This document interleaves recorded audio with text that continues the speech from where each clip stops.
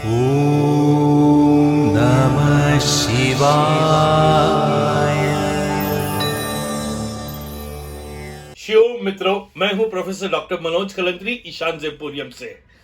आज मैं आपको एक सलाह, एक टिप देना चाहता हूं वास्तुशास्त्र में, जिसके लिए आपको एक नया पैसा खर्चा नहीं करना पड़ेगा। लेकिन इस टिप के माध्यम से आप वास्तु को प्राणिक शक्ति इतनी ज्यादा बढ़ा सकते हो और इसका इतना ज्यादा फायदा ले सकते हो कि जब आप इसका प्रयोग करोगे आप अचंभित रह जाओगे। आपको याद होगा जब आपने अपना फ्लैट, बंगला या ऑफिस या फैक्ट्री का निर्माण किया था, कितने कष्ट में से आप गुजरे, मार्केट का एक एक कोना छान मारा ताकि सबसे बेहतरीन चीजें आपको मिले आपकी घर की शोभा बढ़ाने के लिए।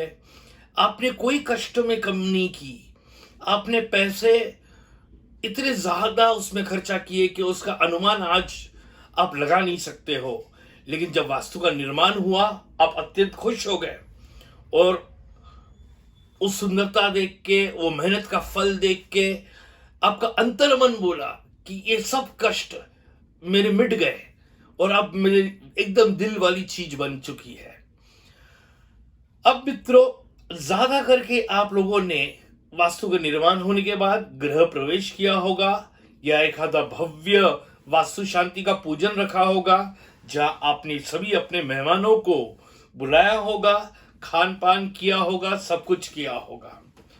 फिर 1 साल 2 साल के बाद आप उस वास्तु को भूल गए। आपने उस वास्तु को फॉर ग्रांटेड ले लिया कि ये तो मैंने बना दिया, अब मेरा काम खत्म हो गया। लेकिन मित्रों, यही हम सबसे बड़ी गलती करते हैं। वो वास्तु धीरे धीरे निर्जीव बनना शुरू हो जाती है। उसको जीवित रखने के लिए, उसके अंदरूनी प्राण शक्ति को जीवित रखने के लिए आपको 2 चीजें अवश्य करना है।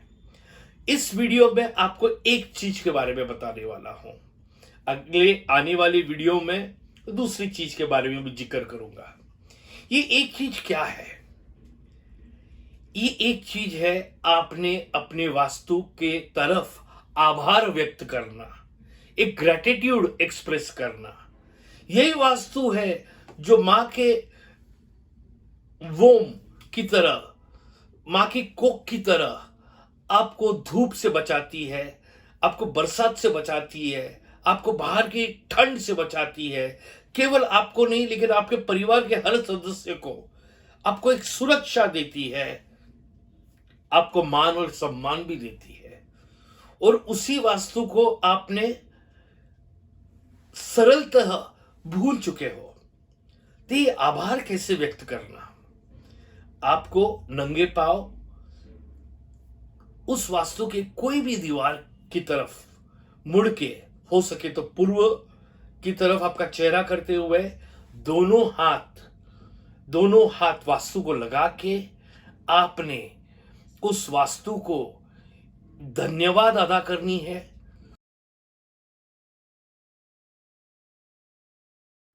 उसे बताना है कि हम आपके अंदर रह के बहुत खुश हैं, आप हमारा सब ख्याल रखते हो। और इस तरह से अंतर मन से उसका आभार व्यक्त करना है। आप कोई भी भाषा का इस्तेमाल कीजिए, कोई भी शब्दों का इस्तेमाल कीजिए, लेकिन जो कुछ वो वास्तु आपके लिए कर रही है, आपके परिवार के सदस्यों के लिए कर रही है, वो सब आभार आप व्यक्त करो। कतई ये नहीं मानना कि ये जो वास्तु है केवल ईंट से, सीमेंट से, रेती से, सलियों से बनी हुई है। ये एक जीवित स्वरूप है, इसमें एक जान है। तो इस जान को, और वो वास्तु पुरुष जो उसका अधिपति देवता है, उसको मान सम्मान देना उतना ही महत्वपूर्ण है। आप सोचिए, अगर आपका कोई नजदीक का व्यक्ति आपको पूछे तक नहीं कि आप खाना खाए क्या, आप ठीक हो क्या, कैसे हो, और उसको ग्रांटेड ले लेते हैं, एक दिन वो भी ऊब जाता है और आपकी तरफ उसकी निराशा, उसका गुस्सा व्यक्त करता है। वास्तु तो कुछ नहीं करती है ऐसा। लेकिन कहीं नहीं तो कहीं वो भी नाराज होती है, उसकी भी देने की क्षमता जो है वो कम होती है। अभी ये जो आभार व्यक्त करना है, इसमें ऐसा कोई नियम नहीं है कि ये हर हफ्ते करना चाहिए, हर 2 हफ्ते करना चाहिए, हर महीना करना चाहिए। मैं इसमें सिर्फ ये बताऊंगा कि जितना आप रेगुलरली इसे करो उतना अच्छा है। और आप अकेला ना करके अगर आपके परिवार के सभी सदस्य मिल के ये आभार अगर व्यक्त करो, इसे बोलते हैं हम give love and gratitude to your vastu. जितना आप प्यार मोहब्बत दोगे अपने वास्तु को, वास्तु बोलेगा तथास्तु। ये आपको याद रखना है। और शीघ्र ही किसी दिन का न राह देखते हुए अपनी शीघ्र ही ये प्रयोग करके देखिए, और आप देखोगे उस वास्तु के स्पंदन जो है, उसकी ऑरा जो है, वलय जो है, उसमें कितना ज्यादा फर्क आता है।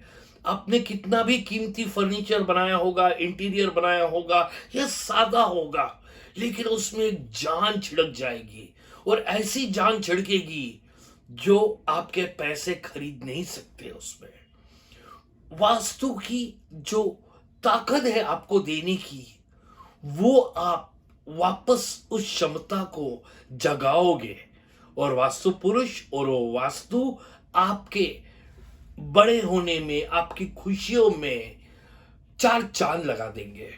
तो मित्रों, यही वीडियो समाप्त करना चाहूंगा, लेकिन वापस एक बार भूलिए मत, अपने वास्तु को आभार व्यक्त करने में सिंपल चीज है, दोनों हाथ लगाने हैं हमारे वास्तु पे, हो सके तो पूर्व की दीवार को, वो किचन की हो, बेडरूम की हो, हॉल की हो, कोई भी दीवार को, और आप माथा भी टेक सकते हो दीवार पे, और अपनी तहे दिल से आपको उसकी आभार अदा करनी चाहिए।